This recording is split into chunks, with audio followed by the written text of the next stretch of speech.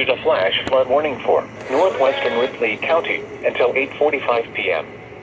At 5:36 p.m., radar indicated thunderstorms producing heavy rain across the warned area. Between 1.5 and 2.5 inches of rain have fallen. Flash flooding is ongoing or expected to begin shortly. Hazard: flash flooding caused by thunderstorms. Source: radar. Impact: flooding of small creeks and streams, urban areas, highways, streets and underpasses, as well as other drainage and low-lying areas. Some locations that may experience flash flooding include Osgood, Napoleon, Otter Village and Ballstown. Move to higher ground now. Act quickly to protect your life. To report flash flooding, go to our website at weather.gov/ILN and submit your report via social media when you can do so safely.